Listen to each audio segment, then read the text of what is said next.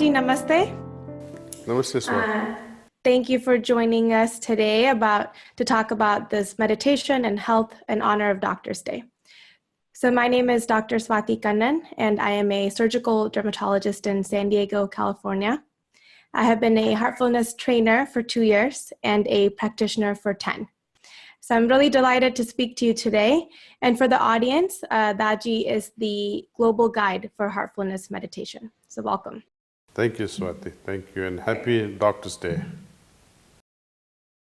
Just to get started, I think it's a lot more open-minded nowadays to talk about meditation, and people are more willing to try it. I think that religious connotation that used to be associated with meditation isn't as prominent as it used to be. And now it's, I think, meditation and health, meditation and yoga, health and yoga, all these things are they're kind of interwoven, see? And there's so much of medical research in this field, and I think today's youth is more impressed by the research in the medical field, now combining with spirituality. I think you're getting best of both the worlds. See? In medicine, we talk about the 4 pillars of health. So one of them being nutrition, second one being physical activity, in which physical yoga fits, into that pillar. Third one being sleep, and the fourth one being stress management. So how do you think meditation fits in one of these pillars, and how can it really be beneficial for health? So it's not only for these 4 things. Meditation can be helpful in every creative activities of our life. Every creative activities of our life, especially heartfulness way. Because everything that you do, think, have an attitude with, it is heartfelt. And whenever we do anything connected with the heart, it becomes creative. See, when you're forced to do things, it cannot be creative. But when your heart is associated with any activity, joy goes with it. Your willing participation will be part of it. And so the entire act becomes very creative and unique in approach. Like you are forced to cook, for example, versus you enjoy cooking because your heart is inclined to do that, see. There's a big difference. You read a book, you ask a child, you force a child to read a book versus a child who loves to read book. It's different things, see. So heart has its own way of releasing itself. And find how it can and try to touch all activities through heart, you see. Then those activities will also become heart-based and spiritual. So we don't have to close our eyes every time you do something. People, even though when they close their eyes, they are not in touch with divinity. They close their eyes and maybe thinking of, I wish I had gone to this movie instead of that movie. I wish I had this friend instead of that friend. I wish I had done this business instead of that business. Things like that, see. But here, through heartfulness way of practice, I think much more is taught, trained, somehow infused. You see, when a newcomer is on the verge of starting this meditation, I always tell that person that, look, I must emphasize this thing, that you must not have artificial faith. Make-believe things will not work with spirituality. You must have a scientific bent of mind. And how so? In science we observe and we conclude. We experiment and we conclude. Same thing should be with our meditations. Do your meditation and conclude it for yourself. Do this meditation. Meditate with transmission or meditate with pranahuti. This is a special feature of heartfulness meditation. There are meditations and meditations, but this heartfulness meditation is with yogic transmission coming from the guide. And with this transmission, everything changes. And again, you don't have to believe in my words. Do it and see how this transmission can change your meditation. Whether you are doing transcendental meditation, or you may be doing XYZ meditation, or you may be doing any form of meditation, even a worship. Even I tell namaz people, see, people who do namaz in the mosque, or people who are going to Jain temple or Swaminarayan temple. Just have a touch of the yogic transmission when you close your eyes in front of a statue or a murti and see what happens to you. See, we have been worshipping so many deities, gods and goddesses, or you may be just meditating on your own way. Fine, it's perfectly fine. But see how by simply including yogic transmission can change everything, especially your inner experience. And then once you start experiencing this heartfulness way, I would say it is only the beginning. Experience is only the beginning. Because experience must lead you to something else. It must encourage us to a next step. And that step must take us to another step. And that's how our foundations after foundations after foundations are laid for the highest. So this is the journey in brief, I think, on heartfulness.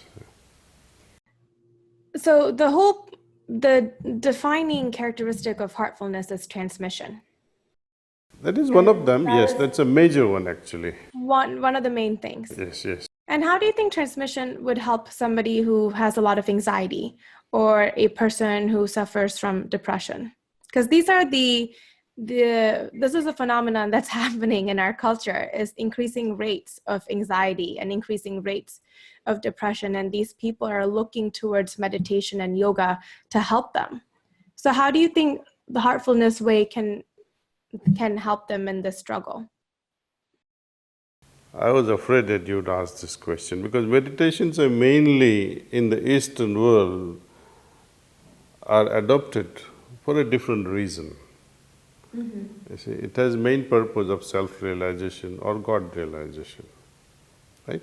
But these days, people ask, oh, will it cure me from anxiety? Will it remove my tension? Will it remove my blood pressure? Etc., etc., etc., see. Now, we have to look at the reasons why these things are proliferating so fast. Anxiety, see. I'll share with you a kind of a joke or a kind of a situation that will make you understand. There was an old man who was just watching one building burnt by being, it was on fire. And while it was on fire, he became quite hysterical and started crying like a baby. My building, my building is being engulfed. And then suddenly the neighbor comes and says, no, don't worry, Kaka, this building is no longer yours. Your son had sold this building last week to somebody. So Kaka becomes very happy. All of a sudden, the tears that he had seemed to have disappeared. And he said, oh, thank God for telling me this. And he became quite elated, actually.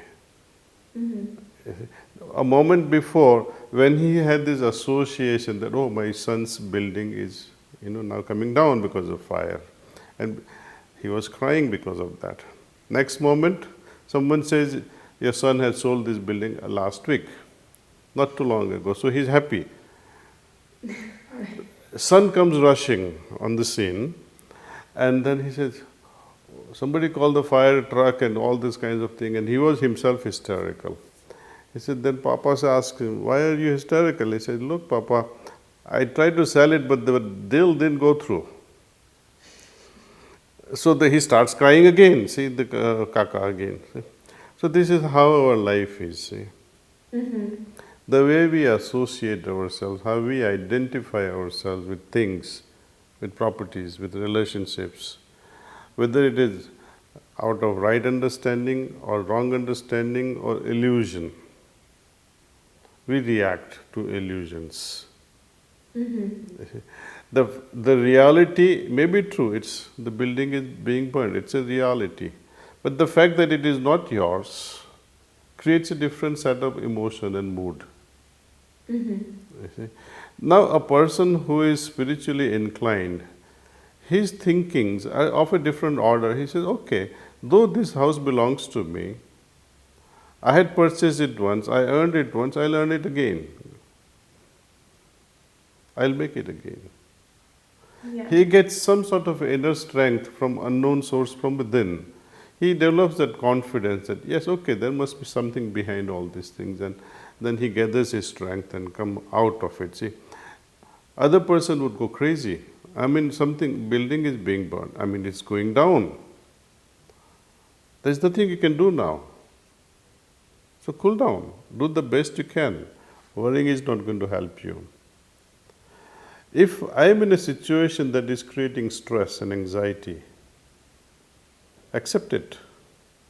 If I'm going to fight with it, it's not going to disappear. And this acceptance comes through good understanding. And this understanding would come when I reflect within myself. And I come to some sort of solace and understanding. Yes. And some courage would come from unknown source. It's a matter of experience again. When we go deep within our meditation, everything is ironed out. Everything will find its balanced spot. So, directly or indirectly, meditation, I would say, does help. It does help in reducing anxiety levels. But I would not say that we should totally remove our stress levels. Stress levels also contributes to something. Suppose you are a surgeon, right? Dermatology. Imagine you didn't have a stress before your study. Some level of stress is required, otherwise you wouldn't have studied well. It's very true. I'm stressed on a daily basis, but it makes me a better surgeon. But it should not be so much that it gives you headache. Right. One should be able to, you have to have it and respond to it. See, stress is a mechanism. I would consider that as a mechanism or inner signal to act. Yes. Once it crosses its limit, then something should happen from within ourselves. Conscious effort should be made. Many a time, without making even conscious effort, we adjust accordingly. A person may not even have to consciously act and subdue the stress, because it is his inner nature. Inner radar is so well equipped, he can laugh at a situation. He is not trained to laugh at a situation, but it is innate in such a person. Okay, what can I do? I have to study. What can I do? The building is burning. I can't do nothing anymore.